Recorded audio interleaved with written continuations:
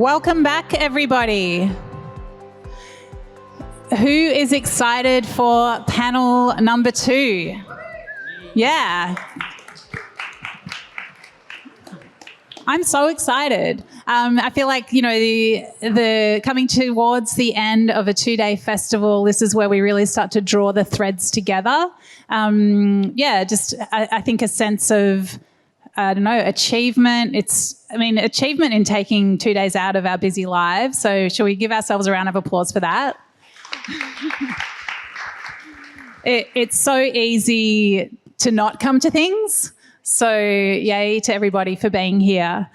It's been an absolute honour really for me to be here, leaving my food journalism world for a couple of days and being part of some really rich conversations and actions. I really, really relished it. So just one thing I will say while it's fresh on my mind, we do have Professor Xu Wen's manifesto available for a bunch of you to take home. There's a pile at the back of the room, so please do grab one. I said I'd take one so that I could show it to you guys, but really I just want it for myself. So at least I know I've got one. But yeah, that's exciting. Okay, so we're going to do this panel now that we know that you've all got Slido happening. We'll get to your questions sooner because there were many that we couldn't get to in the previous panel. They all came in a rush towards the end. But now that we know slido.com is already on your browsers and you've got the code sorted out, we'll do a round and then we'll throw to questions and let those become part of the conversation. So this panel is about collaboration, certainly a theme of a festival for a Well Nourished Victoria, and 4 incredible guests that I will now introduce. So Beck Scott at the end. Beck is the co-founder and CEO of Street, a Melbourne-based social enterprise that works with marginalised young people aged 16 to 24 and provides them with a healthy self, job and home. Beck has over 10 years' experience building Street from the ground up and has navigated launching new food-based businesses while addressing complex issues faced by young people. At the start of the pandemic, Beck instigated Moving Feast, a collective of social enterprises working together to tackle Victoria's broken food system. Beck is also working with the Difference Incubator to facilitate a business accelerator and coaching program that will support Vic Health's future healthy food hubs to become thriving and financially sustainable enterprises. Welcome, Beck. That was The intros are going to be a bit long because we'll introduce you properly, hopefully, and then we've got a bit of context. I think it's important. So Guy Rattani next to you. Guy Rattani is a proud Ngati Tō Rangatira, Ngati Koata, Ngati Kahununu, and Macnamara Takatapui Maori artist, activist, designer and teacher, currently living on Wangarabarra country. Guy is a Pacific climate warrior, creative director of ecological education platform Permaqueer, and the president of Tambourine Mountain Arts Collective. Their work is within the growing edge of our systemic relationships to Wenhua country, building food systems, economic support systems and housing that aligns within our planetary limits. Guy is interested in the ways we can use functional, cultural and queer design to combat current systems of violence for a just and abundant future. Protecting country is important to Guy because they know country is the core of who we are as humans. Guy is also working with Australian Progress and Vic Health to deliver what we believe is the first food systems traineeship program for young people. This program will see young people who will be employed at the 7 future healthy food hubs undergo a year-long program to support them in becoming future food systems leaders in Victoria. Yes, Guy.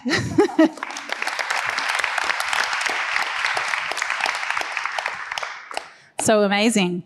Tuch Ajak. Hey, Tuch. So good that you're here. With a Bachelor of Science honours in agriculture, majoring in crop protection, Tuch Ajak is a co-founder and the project coordinator of United African Farm, an initiative that brings members of the African community living in Victoria together to grow culturally appropriate crops, share their culture, and bridge intergenerational and cultural gaps. With Vic Health funding, Tuch and his team are scaling up United African Farms to deliver the Future Healthy Food Hub in Cardinia to support local and resilient food systems. Yay, Tuch. And finally, Christina Zorbas. Hello. Christina is a postdoctoral researcher and dietitian within the Global Centre for Preventive Health and Nutrition and Institute for Health Transformation at Deakin University. Christina is also a research fellow at Vic Health. Her research focuses on building the evidence for high-level policies that can equitably improve population diets across the socio-economic gradient. Wow, so cool.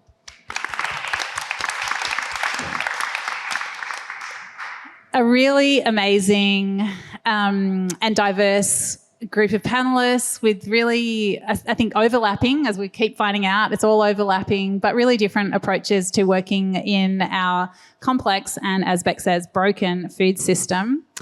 We're talking about collaboration, so I'd love each of you in turn, and perhaps let's start with you, Beck. Tell us about yourself with a particular focus on how collaboration is part of what you do.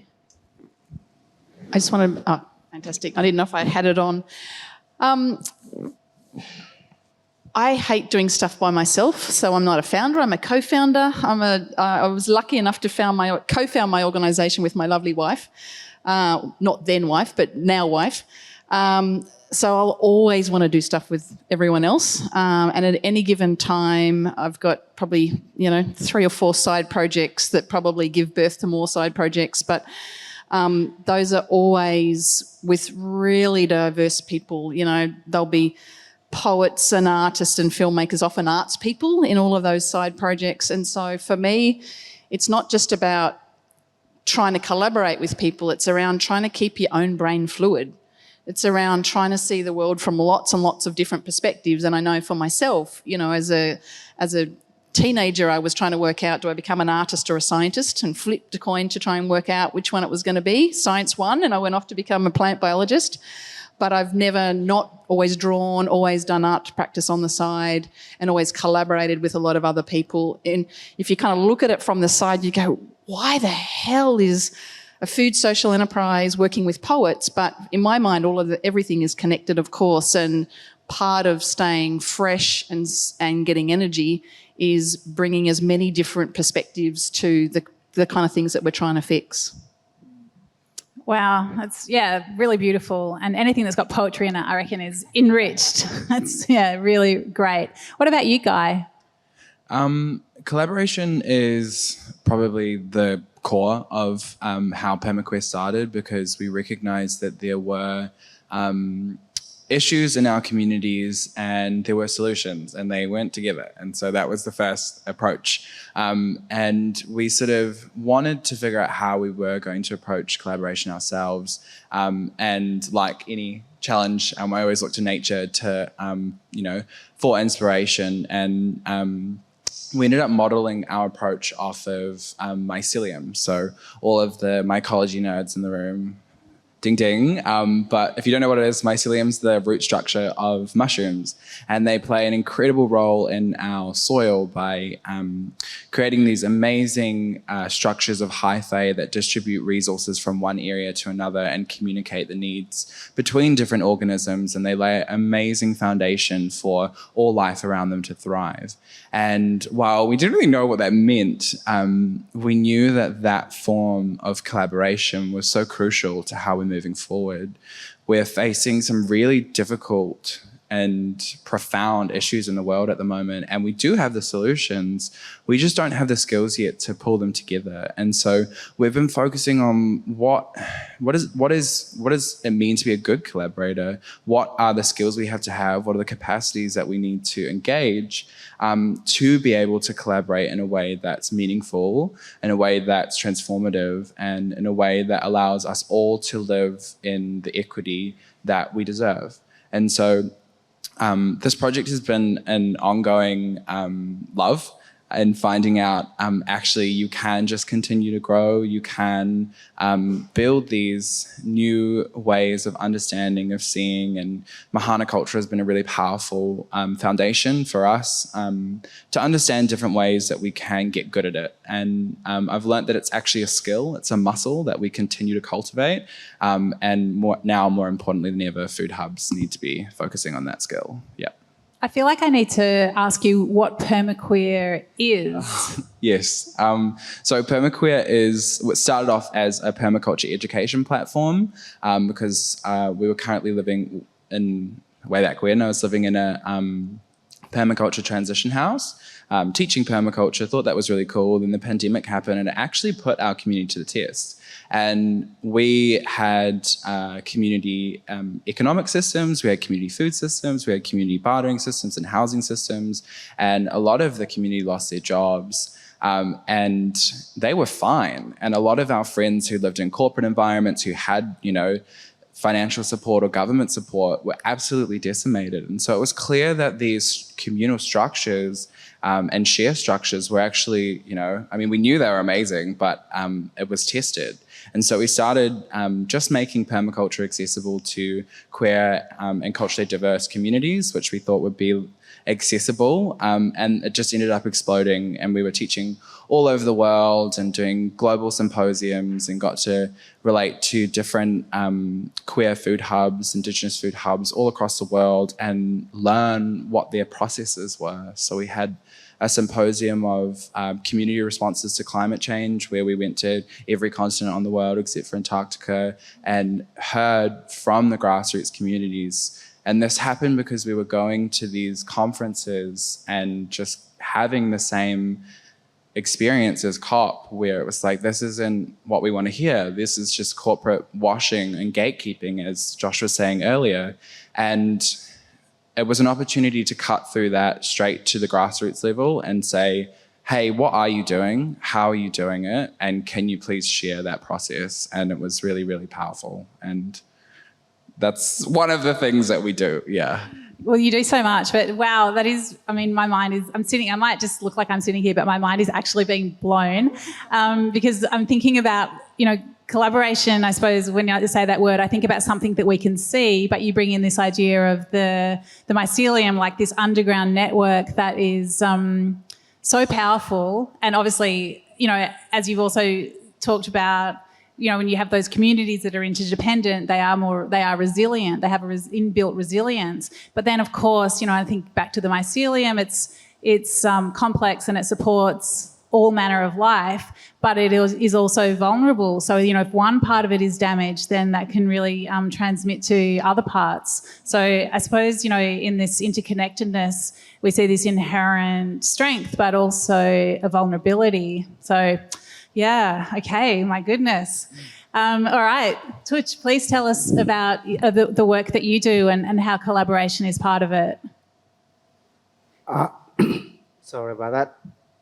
Yeah, I think the United African Farm was founded on the basis of collaboration and with the principle of you are because I am. So it's part of building the community together. So when we started in 2019, actually the idea, I used to do gardening in my backyard and work at Ceres. So I learned so much, seeing school children coming to Ceres, and we tell them more about the African culture. So I used to teach in the African village. So, and then there was this program being run by Farmer Incubator, so where they do garlic training. And we actually have a session here at Collingwood Children Farm. That's when I met a wonderful lady called Mama Queer. I think Lisa may know. And she's really incredible person. So we exchanged ideas and talked about why can't we come together to have a community farm. And that led to the formation of the United African Farm. So at the moment, we have 3 acres of land down in Cardinia. The basis of forming it was more about, as you all know, Melbourne is really big. And when you newly arrive to this country, you go to Woolworth, it's not easy to find okra on the shelf. And if you get them, it's quite expensive. And also, it's not easy to find someone from the African descent owning a farm in this country. So literally, when I came here, it's almost impossible. And people keep asking me, how did you get the land? So people came and become busy with lives. People begin to change their way of life. And back in Africa, when we do gardening, we do farming, when it comes to harvest, it's not you alone going on top of your truck and harvesting alone. Community come, and that's build the community. It's a time that people come together, people party, they do a lot of festivals. There's a season for it. And it's like a Christmas, how you enjoy Christmas here. So that's how the harvest festivals are. So when we first got our land in Longwori, we had 3 harvest festivals. And that I've seen over 800 people walking our doors, and everybody was so excited. And each time we meet, even if we are 10, that would be a representation of 10 countries. So I come from South Sudan, another person comes from Liberia, another one from Nigeria, Zimbabwe, all of us, and we share culture. And it is quite easy, when you break bread together, you get to learn about culture. And it's always, we don't want to leave that vacuum that someone would assume or guess your culture. But if that person is so open enough, you can sit together and you share over the meal, and you can ask, comfortable questions, and you can learn together. So that was the formation and the basis of the principle of Ubuntu that we embed in all our practices. That we are because you are. And throughout our journey, we've got a lot of incredible support from all walk of life, from the inception of the idea to a lot of people that have helped us, from the council, from Sustain. A lot of organizations have come in, a lot of community members have come in. In our new farm, we had people donating shipping containers that we can use for storing equipment. And people come to our farm, volunteers come, and they work. So at the moment, we own we lease 3 acres of land, of which 1 acre it's a produce garden, and 1 acre we have left as a community place whereby we can have community festivals, we can build African huts. You get to learn about the beautiful African culture straight from the African farm, so that you don't have that vacuum of, getting to travel to Africa. You can have little Africa here, and come and join with us, break a bread with us, and be engaged, be immersed into these principles of Ubuntu. Thanks. Yes, so beautiful, so rich. That experience of coming to a new country and the food that you're used to eating simply isn't available, or isn't available in the way that you're used to. It reminds me, I've recently co-written a cookbook with an Iranian refugee called Hamed Aliari, who has a beautiful restaurant in Sunshine that you should all go to called Salamati. And in Persian cuisine, there is an abundance of herbs, so really herbs by the armful. And there are shops where you just buy herbs, and there's a particular, mix of herbs for this soup and a mix of herbs for that soup. And it's really, like your arms are full with dill and mint and, coriander and parsley and all these different herbs. And when Hamed first came to Melbourne and settled in the western suburbs and went to his local supermarket to buy the herbs that he needed, and he saw these little plastic sleeves, he was like, I don't know what to do with this. Like, it really didn't compute for him. And plastic sleeves costing $10 each. Right, yeah, the complete disconnect with what was available. He could see that it was the ingredient, but it was not available to him in the form that he needed. So, I just found that really quite powerful. Alienation in relation to food, can come upon us, in all kinds of different ways. Yeah, so Christina, please talk about yourself, your work, and how collaboration comes into it. Yeah, so I think it's pretty interesting that I was asked to talk about collaboration because I wouldn't even consider myself a natural collaborator. Being an introvert, the word collaboration scares me. And I see some nods, so I don't feel alone there. But what I do love is learning from people and listening to different stories, hearing diverse perspectives, and, you know, constantly challenging myself and my beliefs. So I guess my journey of collaboration went from, you know, studying nutrition dietetics, going to a hospital setting and realising I never wanted to actually work with people one-on-one like that. And then gradually I went off to do a PhD because I thought I'd be left alone in research. There wouldn't be a lot of people around. But I guess it was the beginning of my research journey where I learned how much you learn from just having diverse people around you. And I think often in nutrition, we were taught that like we're the only people that should talk about nutrition and food.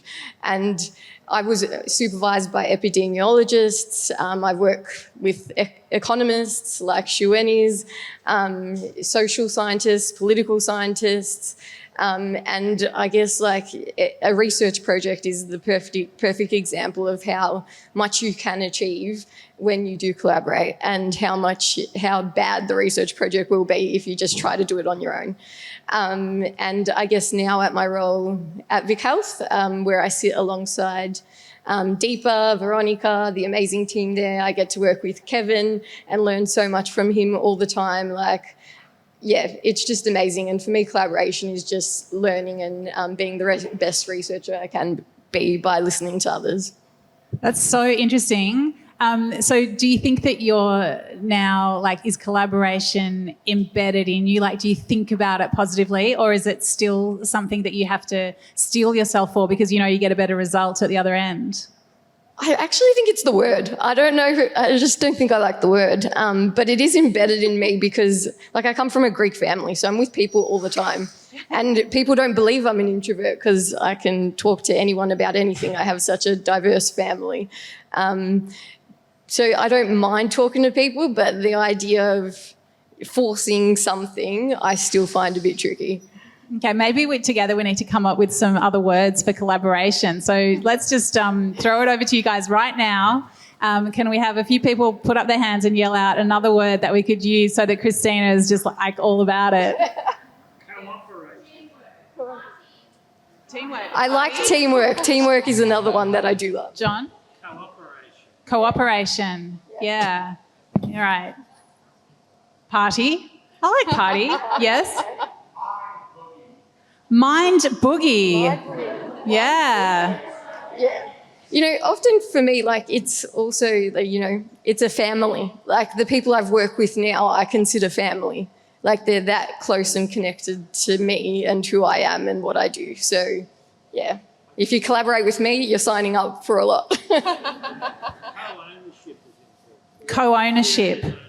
Yeah, co-ownership is a really nice way to think about it. And I think what I'm hearing is, you know, trust is so much part of it, isn't it? That it can be about a project, but it's really about relationships, isn't it? And I think, you know, what you talk about, Twitch, with this, you know, it's harvest is so collective, and the outcome is evident, right? So it's you know what you're working towards, and that feeling of celebration around, you know, the bounty that you've harvested from your labour is just, yeah, that must be such a good feeling for people to take forward.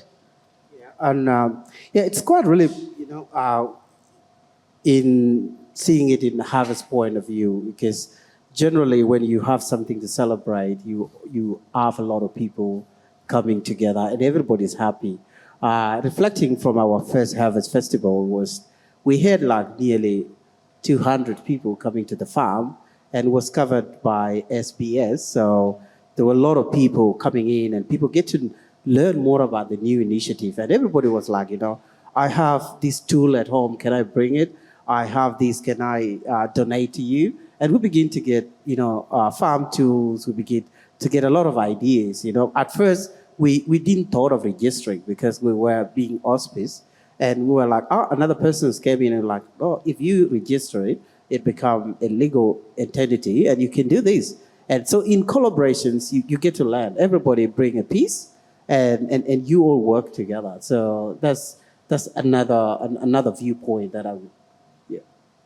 Yeah, I think that's so beautiful, because what it also allows is people who perhaps didn't think that they had an ability to be part of a harvest, they realise, they've got that thing in the shed, or they've got a strong pair of arms, or whatever it might be, or simply the ability to clear the diary and get there. I think, so much about collaboration is everybody feeling their capabilities, perhaps in sometimes surprising ways. Yeah, who knows what's going to come from that. All right, so we're getting a few Slidos through. Keep them coming, folks. Our first one is, how can we better address power imbalances in collaboration, particularly with community, so it's more authentic and trauma-informed? So how can we better address power imbalances in collaboration so it's more authentic and trauma-informed? I think, Beck, I might throw that to you, if that's all right. I think there's stuff that you can do as an individual who's collaborating, but I also think there's things that we can do structurally in our collaborations, and whether or not that's the way we set up our governance structures, how decision-making happens, how resources flow through those structures. And so if I think about Moving Feast, the group that we formed during the pandemic, it was essentially just a whole bunch of, we speed dialed a bunch of friends and said, hey, we can see that the pandemic's coming and all of your kitchens are going to be closed soon. What can we do together? But that collective of people has kept on working together. We've now done 30 projects as a team, but we've done lots and lots of different projects, but different configurations of groups. Of the 20 social enterprises we started working with, one group might work on something over here. It might be a food, circular food project. Another one might work over here on a food relief project. Something else over here might be on training and employment pathways. So lots of kind of configuration and reconfiguration. But I'm interested in, how do you build fluid structures? And often our organisations get in the way of our collaborations. We lock up all of the knowledge and IP, and then funders fund into organisations, not normally into collaboration structures. We've got these, it's clunky to try and get money flowing through into things that are shared. So we were successful in getting some money from the state government for some of those collaborations, but the state government didn't want to deal with lots of little organisations, so we had to build, auspice mechanisms to try and get resources flowing. And so often there's a whole bunch of systemic things that are stopping collaboration. It's kind of like anti-collaboration. I'm guessing many of you are the same. You're constantly trying to work out the way around things. Here's a blockage, and this thing is a piece of concrete in the way, and you're trying to work out, right, I've got to work around it like this. And we often end up building, what I think is kind of almost like Dr. Seuss houses or Dr. Seuss projects, because we're spending so much of our time trying to work around things that aren't fluid. So I think I'm really interested in how we build organisations that are fluid, how we build them as semi-porous organisations, and knowledge flows in and out of them, and people work laterally across them, and resources flow through them. So I think, our organisation, and I get a sense there's so much willingness and excitement about collaboration here. I've been lucky enough to spend the last 3 days with the food hubs, and I can see so many of the issues that people are facing are exactly the same. Yes, of course, there's place-based contextual stuff that's happening, but my sense is that probably 80% of the problems that we're trying to solve are similar. So how would we start to do aggregate work, or collectively start to exert pressure on where those structural barriers exist? So, I think some of it's governance, some of it's structural, some of it's how resources and power flow. And we start to chip away at all of those and just start to do things a different way, because when we start to do it a different way, we become like a tiny little example of the future. A tiny little project might feel like it's a drop in the ocean, but that gives someone else an opportunity to say, I've seen someone else do it and it works. So I'm always about, how do you create a little piece of the future? Even if it's a tiny demo project, it starts to show the new way we've got to work. I love that, but it must be so important to be able to distill and then communicate what you've learnt, so that someone else can take it and run with it. Including the fuck-ups. because it's really hard. Most of us are going to have a lot of time where we're grant funded. We're going to survive. As much as we like to think that our enterprises are going to be self-sustaining and have all this profit flowing into them, let's face it, we're not going to, because we're in low margin industries. So we're reliant on governments and philanthropy to fill that gap. And so it's really hard to say we're going to share really transparently when things don't go to plan, because you get your money by having lots of new shiny things that you're always doing, not saying, hey, I'm really struggling with this. We need a hand with this other thing. So I remember finding when I was building Street, this incredible foundation in San Francisco called Red F. And what they'd done is they'd done this whole heap of failure case studies of all of these social enterprises that had collapsed.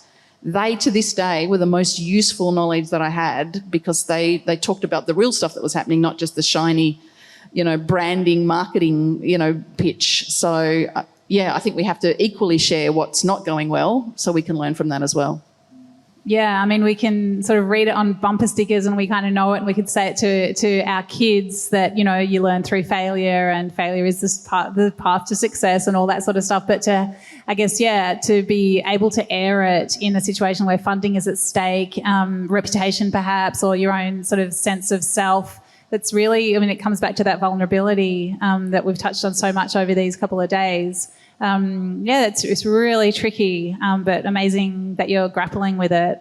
Guy, I feel like you'll have something to say on this. Yeah, sorry, yours. Absolutely love anything when it comes to trauma-informed and how we approach collaboration from a space of bravery. I believe for a while now we've been at a place in the world where we need to be explicit with what's on the table, and organisations are very, very threatened by that, because it speaks to the core structure of how we operate. It speaks to the core structure of how power dynamics are maintained between conversations. It speaks to how tiny little microaggressions or micro-expressions maintain the same outcomes that we continue to have. So we need to be having appropriate conversations about what's at play in this room at the moment. That's colonization, that's white supremacy, that's patriarchy, that's misogyny, that's transphobia. It's all of these things that are very real and they're at play. And unfortunately, this takes a lot of understanding to get to that point, and it takes a lot of unpacking for us personally.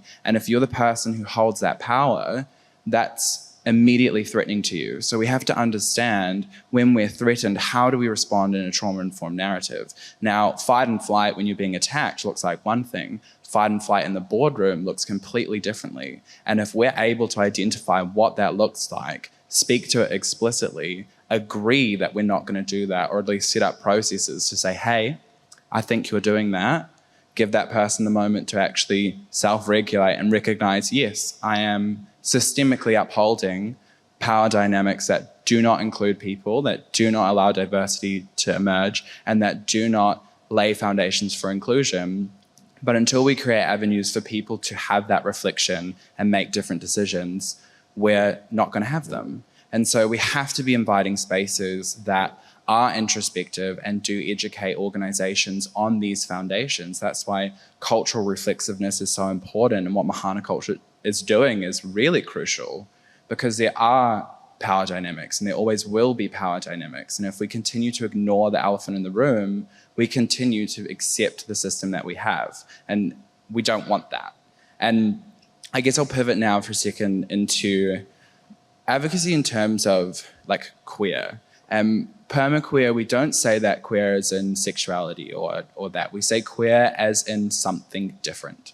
And we know so badly at the moment we need something different. And when we come to diverse life experiences, we look at other cultures, we look at other people who've lived lives and faced adversity and differences that we can learn from respectfully.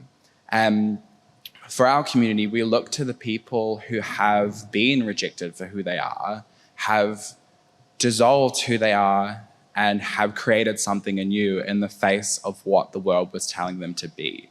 And if you look at the issue we have in the world, is we're being told to be a certain way, but we need to be something else. And so we look to our elders in the queer and trans community, we look to our Black trans leaders to understand the radical love and self-acceptance and bravery that it takes to say, hey, I see that system. I don't want to partake in it anymore.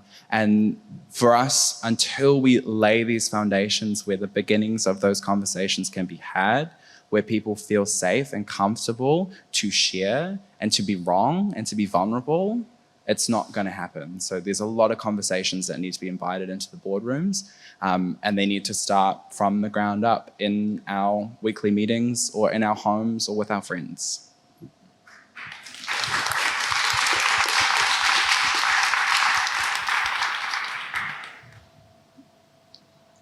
Yeah, it's not my MCs shouldn't be speechless, but yeah, amazing stuff, Guy. I'm going to start with you, Christina, for the next question. So, what does good collaboration feel like to you, as opposed to something less true and genuine? I.e., what behaviours or gut feelings do you look out for? Very interesting question. And I think, to follow on what Guy said, as researchers, I think we have to hold ourselves accountable to a lot of the tokenistic research we've done with community to date.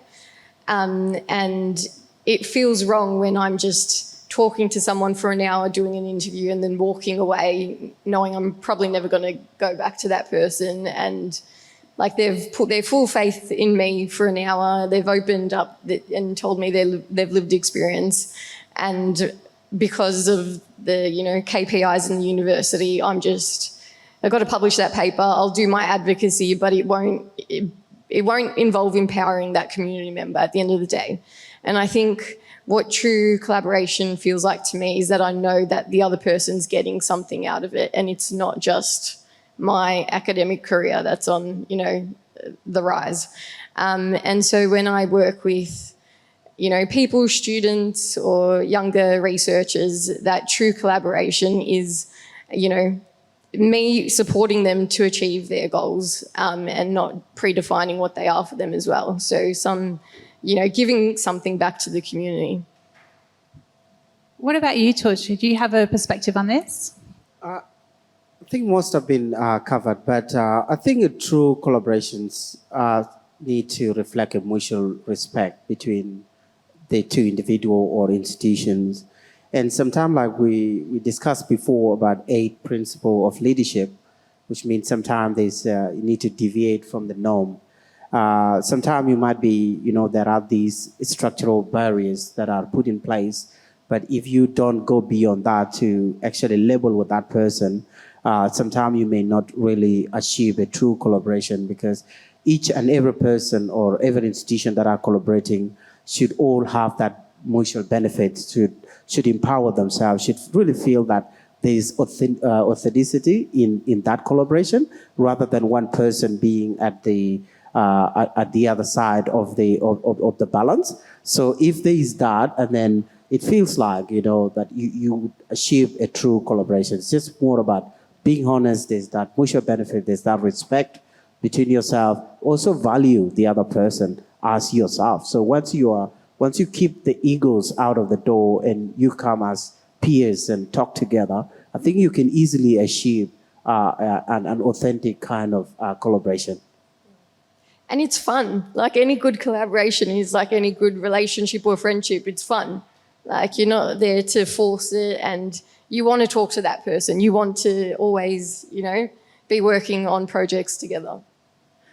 So we've talked about collaboration as an entirely positive or, potentially positive experience, but here's a question that sort of flips it, and I'll direct this to you initially, Guy. Sometimes collaboration brings noise. When do you draw the line or hold back on collaboration in your organisations? I love this question. I think I love it. I've had personal grapplings with this because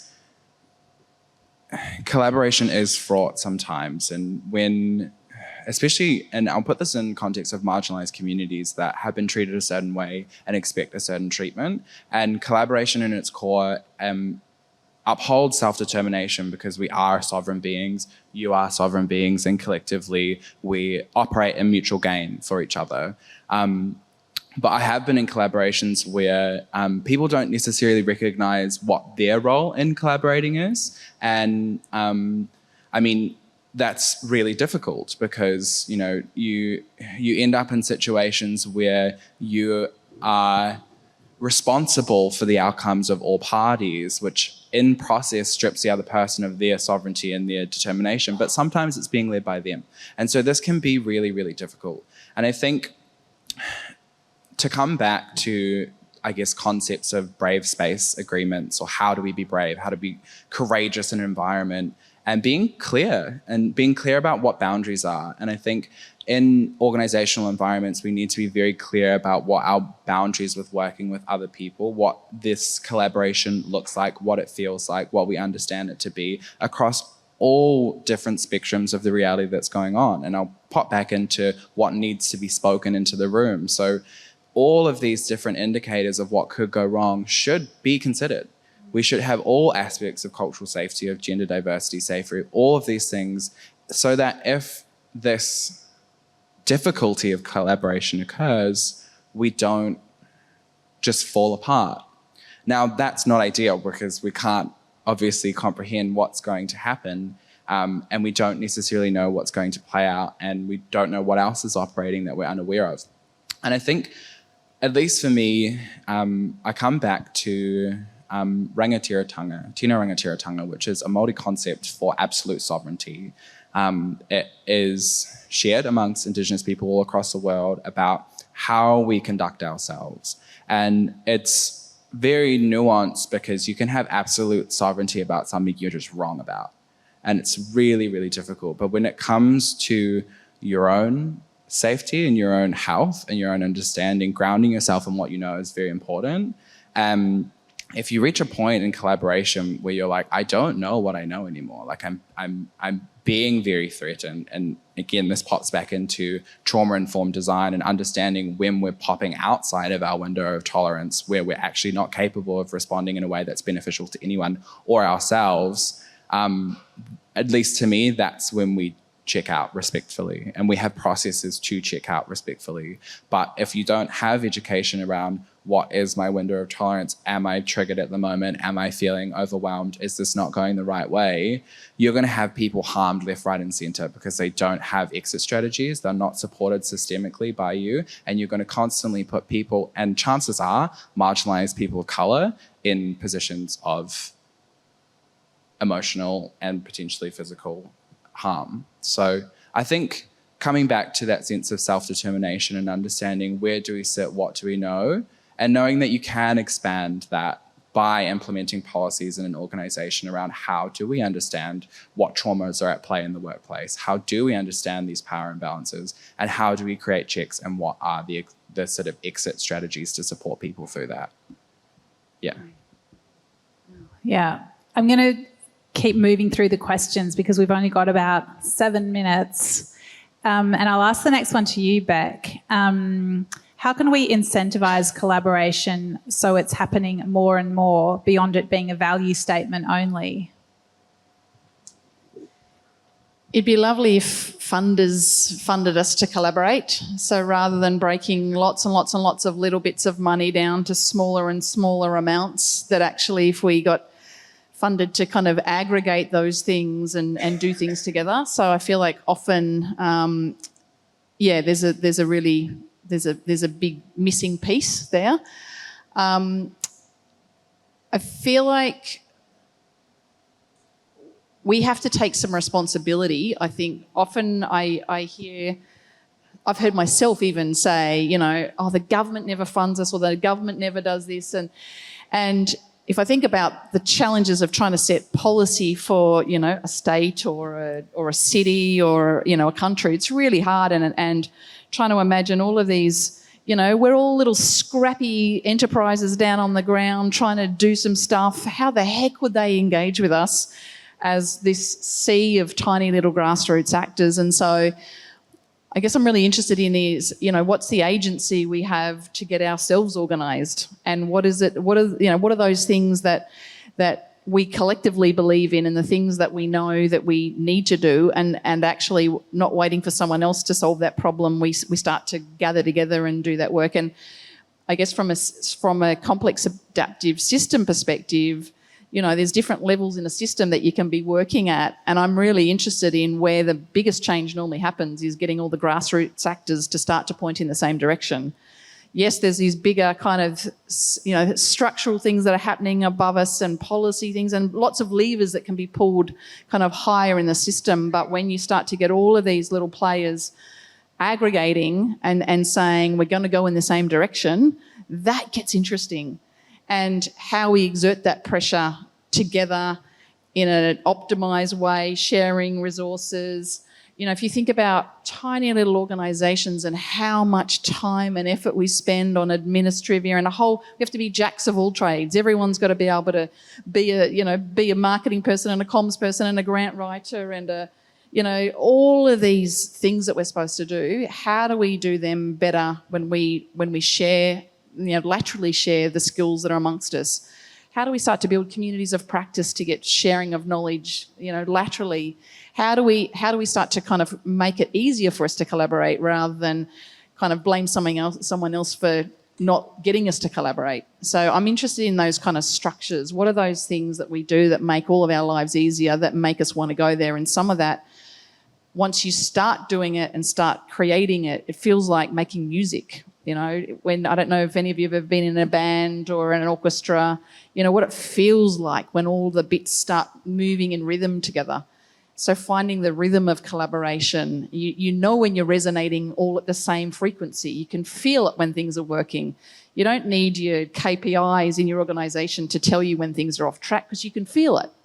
We know when things aren't right. So what are those kind of elements that we can start to get the rhythms and the rituals and the movement in our collaboration systems kind of working? Yeah, and I think you make me think of, different kinds of feedback loops. And again, Guy, I think about this mycelium, this mitochondrial, invisible but powerful integrated system where every part affects another part. And, that system, also affects the tall trees growing above. So there's these conversations going on. It's so thought-provoking. Tooch, I'm going to ask you this next one. What's your best advice for working in collaboration with youth, especially those in more vulnerable situations? I will start with the 8 principles of leadership, the one we discussed before. So first of all, we just have to have a ear to listen. And listening is to understand the situation or what the other person is saying and have emotional respect, because to allow that person to collaborate with you or to do something with you, there have to be a common ground that you can all meet.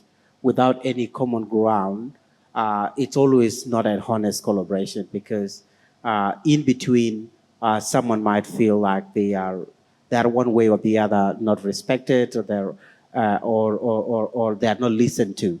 So I would start by, if you have a ear, listen to them, give yourself time, sit with them, have that respect, develop that kind of rapport with them, begin to understand at the same level. Because there's always this understanding that we're going to fix something. An issue is there, we are here to fix. How about if we fix it together? How about you hear if they have any idea of how that one can be fixed? And if you drive that change with them together, you will definitely find that there's a fruition somewhere. You'll find that at least it's yielding to something. But if you overshadow in terms of how you deal with that person, at the end of the day, you will still come back in circles. It will always be the same circles. And giving examples as Beck mentioned about the funding, sometimes we form an eco committees, maybe let's say there's a flooding and people go to the community. Oh, we need community leaders, we need to do this, we need to do this. In the back of their mind, people are not honest with them. Why do they need their ideas? Once they start contributing ideas, the funding has ended, the committee is shelved, and they go back to the community. And the government goes and hire a consultant to write all what has been given already. Instead of being honest with them, all those opinions that they are giving, are they being listened to? So if you come back again and say that, I want to form this committee, they will be like, how will that committee be different from the first one? So it's more about finding a common ground and value that person that you're collaborating with. And that way, you'll develop a strong bond. And that's why you find in most of the services, someone will just come to the reception and say, I need maybe Joseph. Maybe Joseph have moved on. And if Joseph is not in that organization, they will leave because they understand better with Joseph than with a new person. So that's my understanding. Thanks. Yeah, I mean, it's all about relationships, isn't it? And trust. Building trust. And I think time is such an important one, in what you're saying, Guy, what all of you have said, to be in a rush, which so much of the world sort of pushes us towards. It doesn't foster true collaboration and safe collaboration. So, yeah, look, I knew we would run out of time before we juiced everything out of this topic. It is a big one. But will you please join me in thanking our panellists?